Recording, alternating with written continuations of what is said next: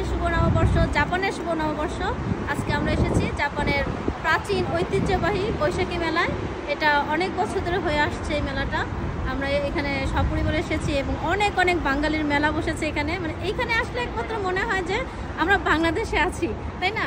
কারণ এত বাঙালি একসাথে দেখাটা খুবই রেয়ার। একমাত্র এই বৈশাখী মেলায় আসলেই আমরা এত বাঙালি দেখতে পারি, অনেক রকমের খাবার খেতে পারি।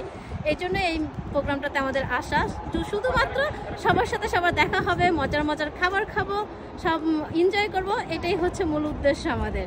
কারণ আমরা তো এখানে প্রবাসে একা থাকি, আমাদের এনজয়মেন্টের একটাই মাধ্যম থাকে, আর সবার সাথে এইভাবেই দেখা হয়।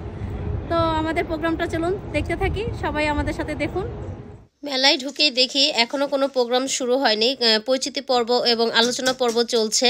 আর এই ফাঁকে আমরা ভাবলাম যে একটু খাবার স্টলগুলো ঢুমেরে আসি। আর একটু পরে দেখলাম যে জাপানিজ নাগরিকদের পরিচালনায় কিছু প্রোগ্রাম হচ্ছে, যেমন ওদের সাংস্কৃতিক কিছু কালচার অ্যাক্টিভিটিস আছে, সেগুলো করলো। ওরা জাপানিজদের মুখে বাংলা গান শুনলাম।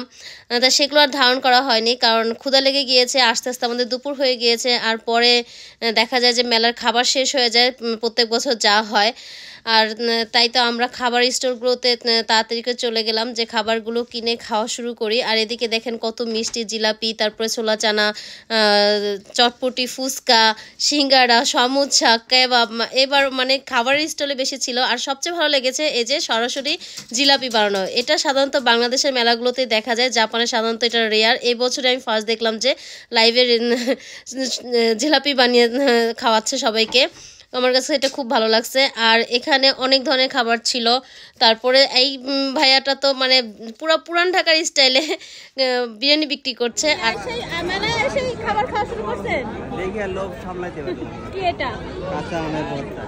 খাও, কেমন রিভিউ দাও এখন খেয়ে। এবার গত বছরের থেকে অনেক কম দিছে, পরে আমাদের একটু বাড়ায় দিছে বলছি দেখে। এত অল্প পরিমাণ 500 ইয়েনে আম্মা কেমন একটা আমরা চার ভাগ করছি, একটা আমরা 4 ভাগ করে মাখায় দিছে। তোমার জিলাপি পছন্দ? অনেক বেশি পছন্দ না? অল্প ফেলে দিবা, দাও তুমি একটা খাইতে থাকো। ওকে, অনেক মজা। যারা তার কুকি খায়, কুকি পছন্দ? মেয়ে তো মেলায় আসার পর থেকে তার বান্ধবীর জন্য কান্নাকাটি শুরু করছে যে সাউদা কোথায়, কখন আসবে, কেন আসছে না। আর অবশেষে আমরা সাউদাদের সাথে দেখা হয়ে গেল। আর এদিকে আমাদের সাবি আপু তো চুরি করে একা একা খাইতেছিল, তাই এর মাঝে এসে আমরা দেখা করে ভাগ বসায় দিলাম। তাই আমাদের রুদ্র ভাই আমাদের জন্য লুচি, তারপরে ডাল আর কেবাব নিয়ে আসলো। অনেক মজা ছিল খাবারটা। আর দেখেন আমাদের বাচ্চারা একসাথে হলে যা করে, ও আসলে ওদের জন্যই মেলাতে মূলত আসা, কারণ আমাদের বাংলা কালচার তো ওরা জানে না, বোঝে না। এখানে আসলে তাও কিছুটা একটু বুঝতে পারে।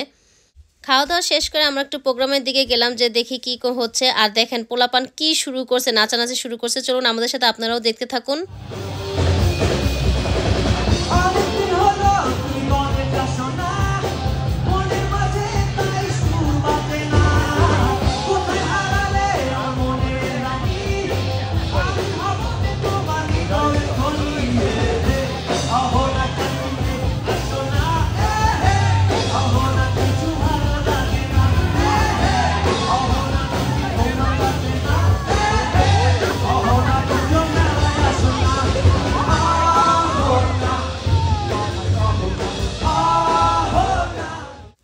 এবার মেলায় জাপানে অবস্থিত বাঙালি শিল্পীদের পাশাপাশি বাংলাদেশ থেকে যে গেস্ট শিল্পীরা এসেছিল তারা ছিল পারসা, সুভেল, মেজবা রহমান। আর এদের অনেক চমৎকার পারফরমেন্স আমরা দেখেছি, অনেক ভালো লেগেছে। তাই আপনাদের সাথেও শেয়ার করছি, চলুন দেখতে থাকুন আমাদের সাথেই।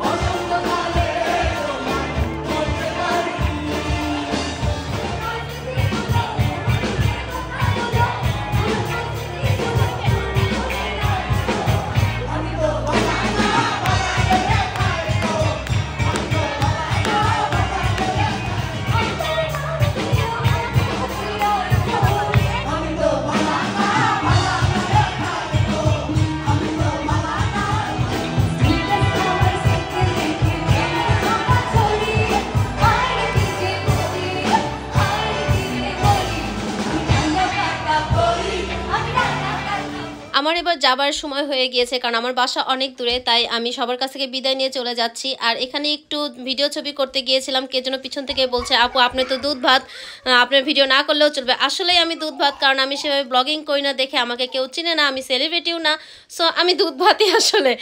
তো সবাই কাছ থেকে এখন বিদায় নিয়ে নিচ্ছি। সবাই ভালো থাকবেন, সুস্থ থাকবেন, আর আমাদের জন্য দোয়া করবেন। আর কেমন লাগলো অবশ্যই জানাবেন।